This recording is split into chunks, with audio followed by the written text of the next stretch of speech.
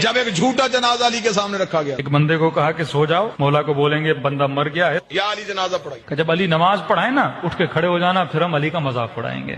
مسلمان شرارتیں نہیں چھوڑتا، تو ایک بندہ لیٹ گیا، جنازہ پڑھانے سے پہلے ہی علی نے کہا کون ہے اس کا جنازہ لے کے؟ یا علی ہمارا دوست تھا بیچارہ، اس کا انتقال ہو گیا ہے۔ امام نے کہا دیکھو کسی اور سے پڑھا لو، علی سے نہ پڑھاؤ۔ کہا نہیں یا علی آپ ہی پڑھائیں، نبی کے صحابی ہیں، آپ کا درجہ، آپ کا مقام۔ کہا دیکھو پھر کہہ رہا ہوں مجھ سے نہ پڑھاؤ، کیونکہ میں جب نیت کروں گا تو نیت یہی کروں گا نماز جنازہ پڑھا رہا ہوں۔ بہرحال انہوں نے اصرار کیا، مولا علی آ گئے، امام نے نیت کی، نماز جنازہ کی اور نماز پڑھانا شروع کر دی۔ یہ اس انتظار میں تھے ابھی اٹھے گا ابھی اٹھے گا، نماز ختم ہو گئی، اٹھائی نہیں، اور ایک جناب آگے بڑھا اور اس کو اٹھانے کی کوشش کی، بھائی اٹھ جاؤ نماز ختم ہو گئی، کہیں تجھے نیند تو نہیں آ گئی؟ علی مسکرائی، علی نے مصلی چھوڑ کے کہا صرف مرا ہی نہیں ہے، قیامت والے دن ہر کوئی اٹھے گا، یہ پھر بھی نہیں اٹھے گا۔ مولا یہ کیوں نہیں اٹھے گا؟